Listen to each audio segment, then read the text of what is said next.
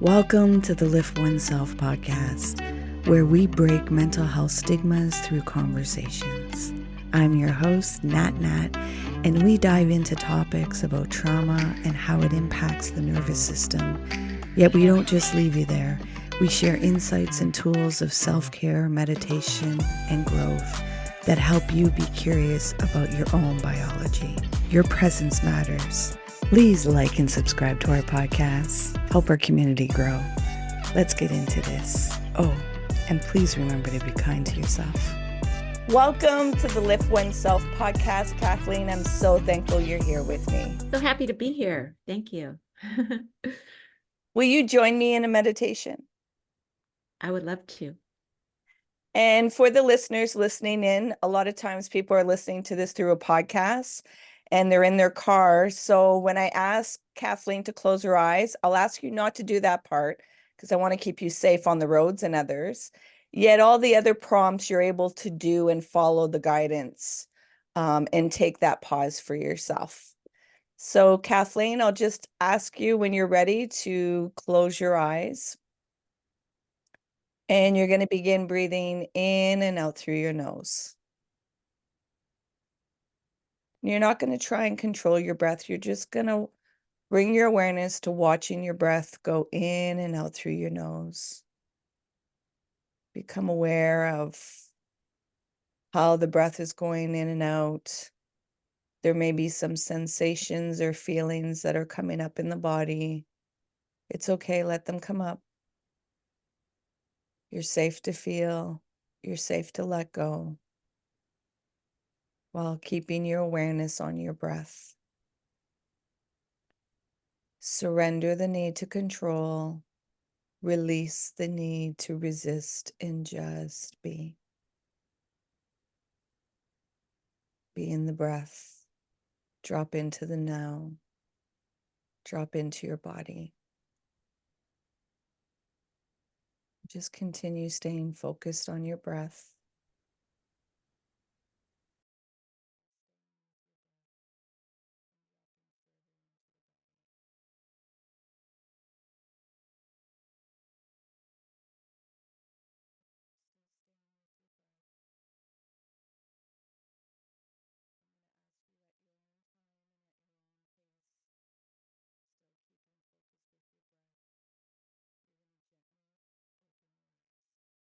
How's your heart doing? I feel really peaceful inside. Can you let the listeners know who Kathleen is? Let's see. I'm a widow. I am a transformational breathing facilitator. I'm an author. I pray for peace. And I love God. Beautiful, beautiful. You just mentioned that you're a widow. How recent did your partner transition? It was 5 years ago in August. Okay, so it's still fresh. Yeah. Yeah, it's still fresh. Could you share about him and what that relationship looked like? Well, we got married. I was 20 and he was 22. And we had 5 kids, sent them to private school. And so that's why we were poor, because we spent our money on our kids' education. We were a team couple for marriage encounters. So Ron and I, after we got married,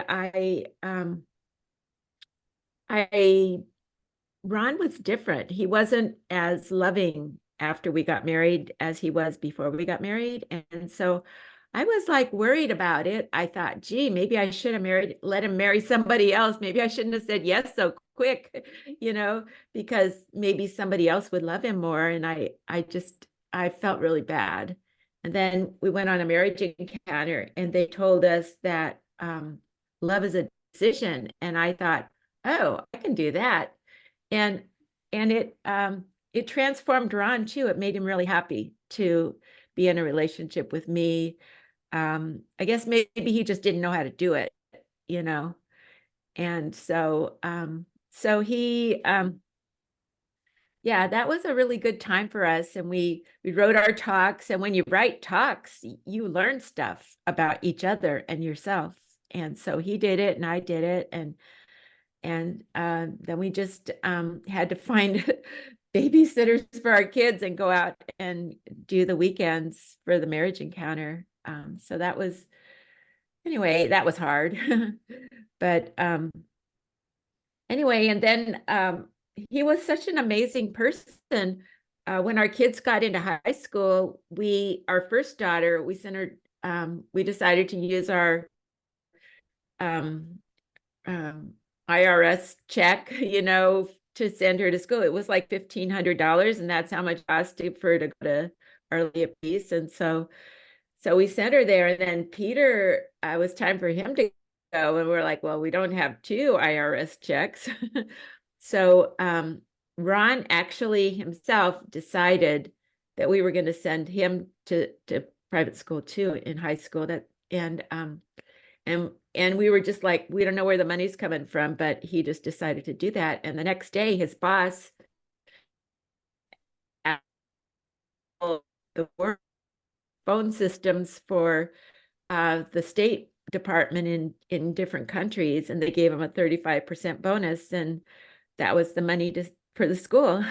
So it was basically had two kids in high school at the same time, pretty much from 1984 to 2001. And so that's where the money came from for that. So he was Okay. a very faithful man, and a lot of people admired him. He was an athlete. He did the Tin Man in Hawaii, Okay. and and he used to run marathons. And I actually ran the Honolulu Marathon with him. He did it in 3 hours, and I did it in 5.5 hours. But I was a finisher. Exactly. Um, Exactly.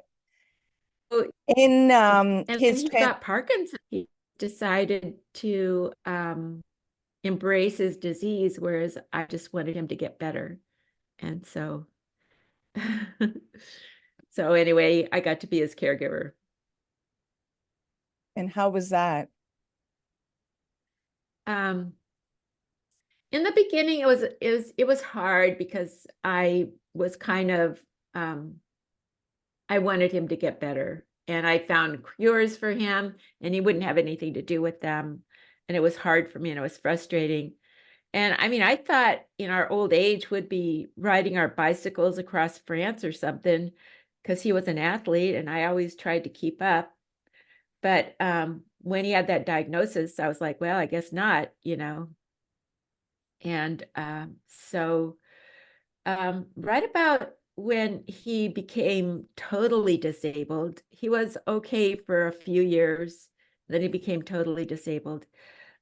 His doctor, his doctor told him, Ron, if you want her to take care of you, you're gonna have to be really nice to her. So he started being really nice to me. So that was nice. Yeah. And he wasn't a mean person, he was a happy person. I'd say he embraced his disease. So that was lovely to be caring for a person who is a happy person. Yeah, he was a Yeah. happy person. Yeah. Mhm. In our conversation before we started recording, you had mentioned that you had to do some inner work with yourself because of childhood trauma and emotional Right. trauma that you experienced. Are you willing to share with the listeners what that looked like and what the process of healing that looked like? Yes.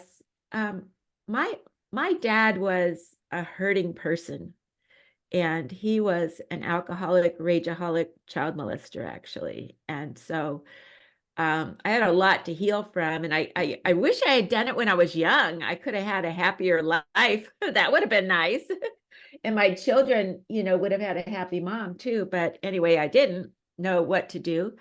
And so when I started taking care of Ron, I had to be home. And so I just went online, and there was this guy, Darius Barazunda, and he would have healers on his show.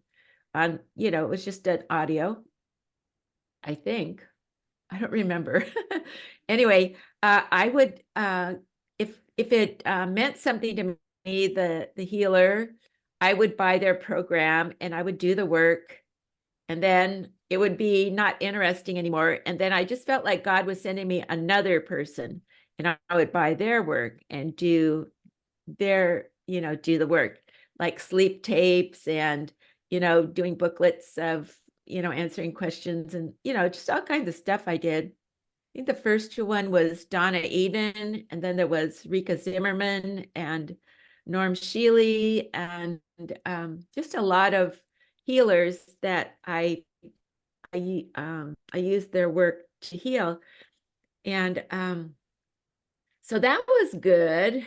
And also I learned transformational breathing. When I was a child, I had bronchitis and pneumonia twice a year, every year on Christmas and my birthday. I was ill.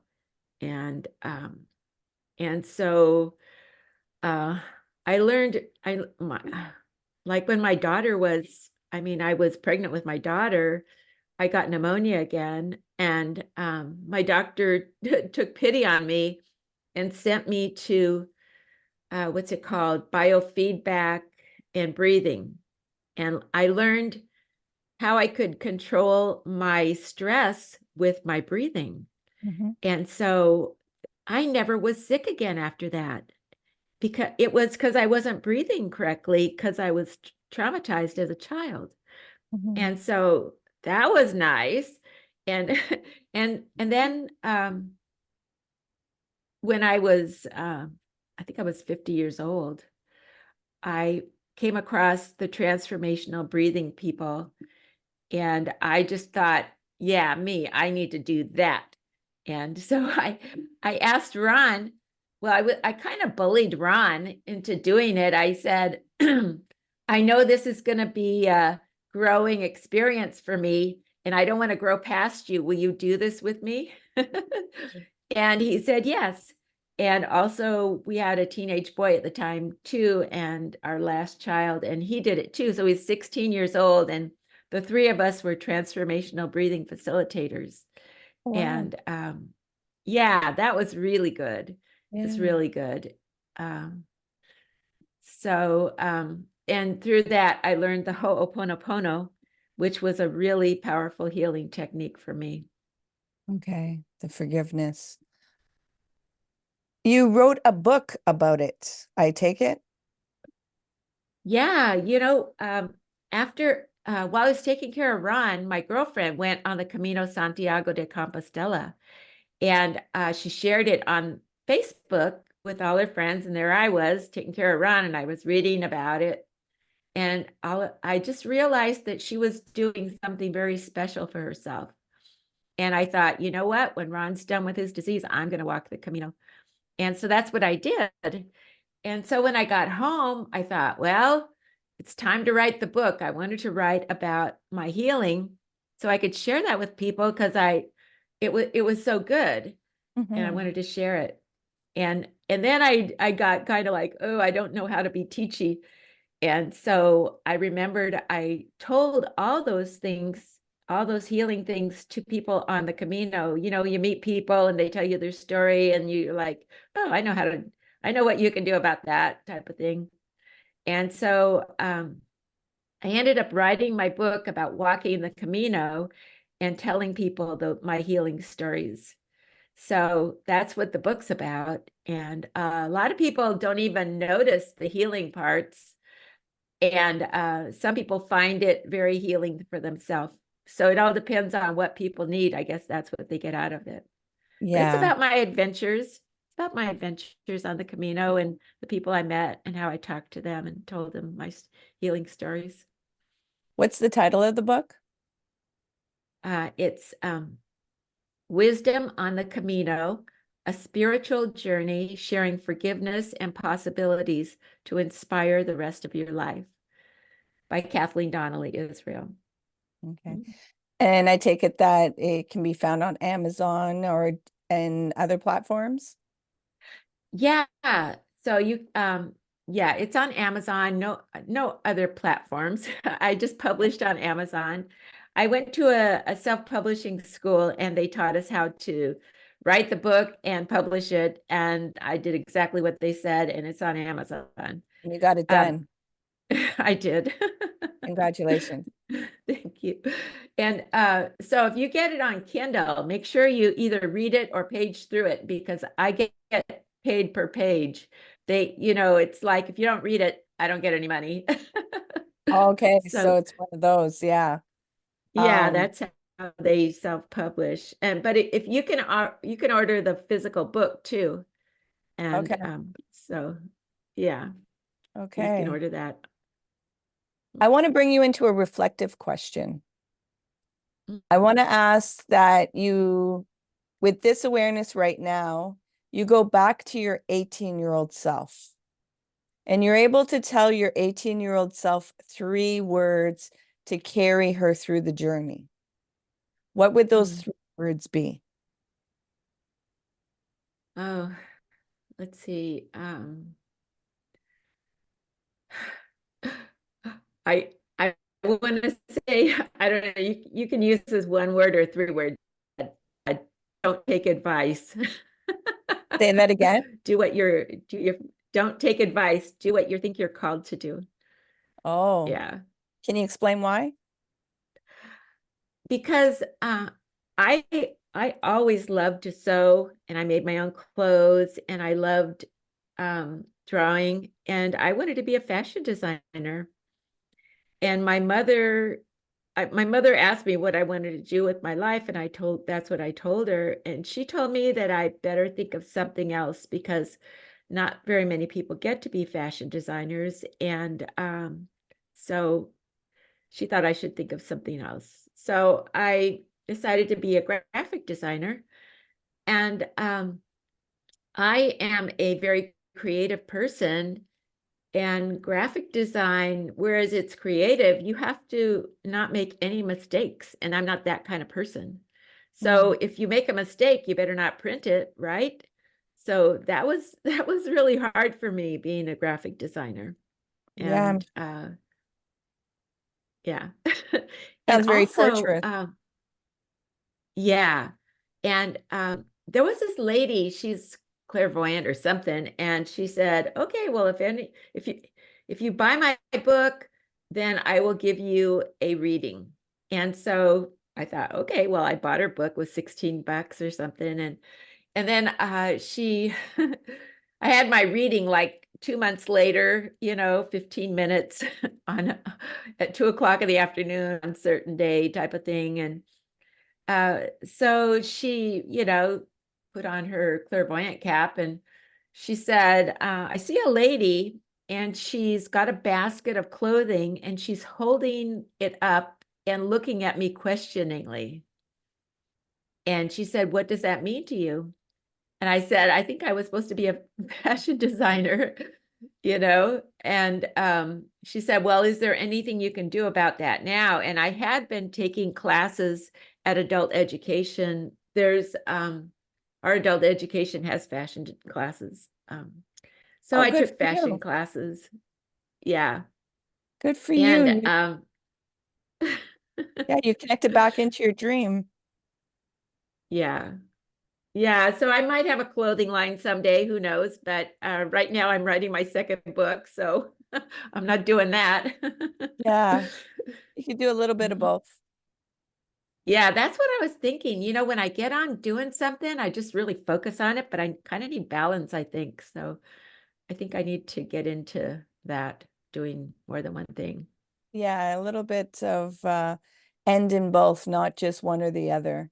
Yeah, trauma puts the nervous system into hypervigilance. So then you get into Right. hyperfocus. And then when you're trying to achieve something or get something done, there's a reward system. So you just only see that and you over obsess on it and don't know how to open up the space of put it down and go into something else and allow yourself to have play, which can feel very threatening in the system because of the way the nervous system was shaped. So that's why it's so important that once we do our inner work and we're recognizing the trauma, it's really recognizing yourself of what your wounds are and what triggers so that you can bring safety back inside your body, because that's all your nervous system's looking for is safety.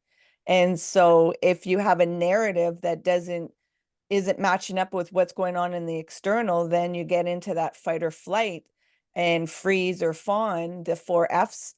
So it's a dysregulated nervous system. So using those tools to regulate yourself and soothe and bring safety back, it's really important. And, with my clients, I tell them a lot of times, the big buzzword is being authentic, and I'm going to be my true self and authentic. And it's like, yeah, we all want that. Yet, if the nervous system has to make a choice between authentic and safety, it will always choose safety. So sometimes you'll wonder, why didn't I say something to somebody, or why did I allow them to do this and not do something, or why didn't I make the choice, or whatever there is. And it's like, well, look at the context. Did you feel safe? And if you didn't feel Right. safe, then you're not able to be authentic. So it's really learning to have a language and recognizing that shame and guilt, or that inner critic that speaks, those are defense mechanisms of the nervous system trying to cut you off from feeling any emotions or vulnerability because it feels like a threat. So to re-engage in these things, it's a process and it's work. It's warrior work that I tell people. And Yeah. even though outside people may not see, but internally, what you have to process and go through, it will feel like a marathon that you're having to feel. And when that system is feeling like there's a threat, the constriction and the darkness and trying to open yourself back up, it needs tools and really that language of safety. So good on you of, finding all these different healers, different modalities that would help you to like find out about yourself and to go through that kind of trauma of, trying to understand like, okay, this was my father, a separate human being, yet I came through that. So the identity that gets all kind of blurred, misconceptions about yourself and relationships and people, and to recreate new definitions, it's a lot of warrior work. And it's not just a snap of a finger. It takes a willingness, and then there becomes ease, but it's like simple, but it's not easy to access these things, and especially when life is going on in real time. So it's a Right. lot of work that you had to go through, and to caretake your husband that was an athlete and then be diagnosed with Parkinson's disease. That is grieving a person that's still here, That's because right. the person that he was no longer. And now how do I adjust with this new person? And like you said, you had such an expectation, I want him to get better, where there wasn't Right. an ability to have acceptance of the right now and who he was. And That's exactly right. He wanted me to accept him the way he was, and I wanted to heal him, and it didn't work. It didn't work. and So I had it's to give in. yeah, it's difficult because who wouldn't want a healthy partner? Who wouldn't want any of their family members or friends in a healthy state? And it's like, okay, how do I suspend these expectations, these thoughts, and also the fear of losing somebody? Because Yeah. that's the real thing that you have to face, is that you are afraid of losing something. So you're trying to create something that will make it better and still be not a threat and not hit that vulnerable space of the loss and the fear. So a lot of inner work that you've had to navigate through. So thank you. And thank you for using the alchemy of taking those impurities and turning them into gold for other people. Yeah, it was, yeah, I just um it had to come out. It had to come out. And it was such a gift to me. That was one of the gifts of being a caregiver, was that I had to stay home. And so I just went online and, did my healing. And also another gift that I thought of for my caregiving was that I got to be the well one, and he had to be the sick one. If you're going to do till death do us part, somebody's going to be taking care of somebody at some time.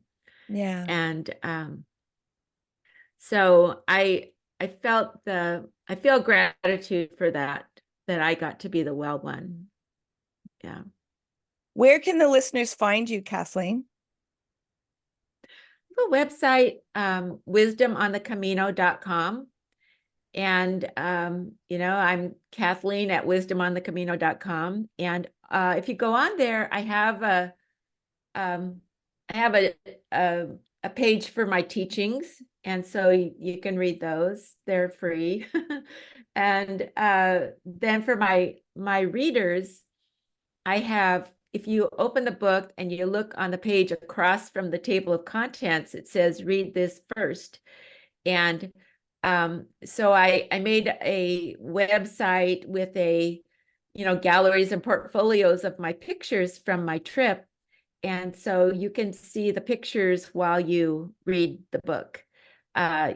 You have to double opt in. I'm sorry, it's just the way the world is now. And my friends told me that I should put my pictures in the book. So I shared my pictures on Facebook with my friends while I was over there. And then I just thought, well, the book will cost $50 if I put the pictures in there. So that's why I made the website, so that my readers can see my pictures, because my pictures kind of informed what I wrote. They kind of jogged my memory about what was going on. And so the pictures are in the book. Yeah. I mean, the mental picture. So that's my gift. Yeah, and it sounds like a very interactive way with the book, because we're visual beings, so that, yeah, you can use your imagination, but if you've never been to the Camino, you're just going to create something. But to see the visual that you have and then see the story that you've created, it really just taps into all the senses in a more profound way. So, and a great way of being innovative of, well, let me find a way that is cost efficient, because I want people to really read the book. I don't want to limit the readers, yet I also need to earn some money off of these books too. So, doing a win-win situation.